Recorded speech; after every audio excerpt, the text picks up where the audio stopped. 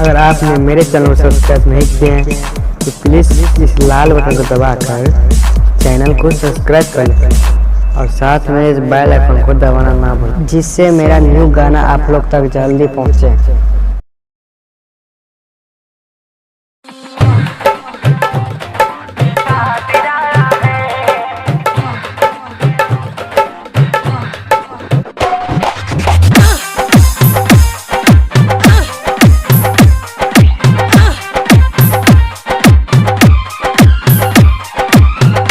हरि Kumar DJ हरि Kumar DJ हरि Kumar DJ हरि कुमार। नया साल में प्यार का आवाज आया है, झलक रहा है। हाँ नया साल में प्यार का आवाज आया है।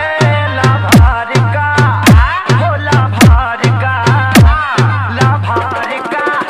ग्रीटिंग कार्ड आया है। लाभार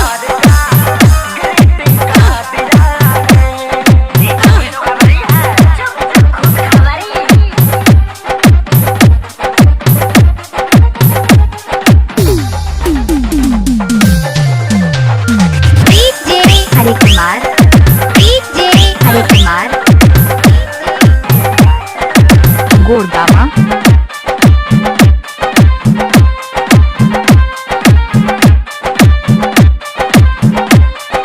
पढ़ा हूँ जब से शायरी में तो हो गया रात भरी तकिया के नीचे धके सो जाऊं मोबाइल। पहाड़ पे मरने के वास्ते मैं ग्रीटिंग कार्ड भेज रही हूँ प्यार करने के वास्ते। Oh my God, दूध में चाउर पड़ता है तो खीर होता है, चीनी भी डाल। दूध में चाउर पड़ता है तो खीर होता है, जिसके दिल में प्यार नहीं है वो तो फकीर होता है। Oh my God, फीलिंग है बड़े दिनों के बाद उनको याद आया है। बड़े दिनों के बाद उनको याद आया है। लाभार का हो लाभार का ग्रीटिंग कार्ड आया है। लाभार का ग्रीटिंग कार्ड आया है। DJ हरि कुमार DJ हरि कुमार गोरदामा गोरदामा गोरदामा।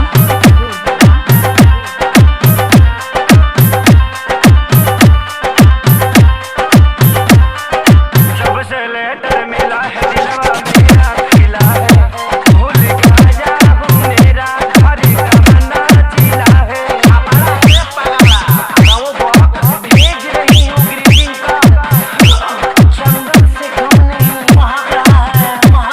ये जो मेरा दिल है लंदन से कम नहीं।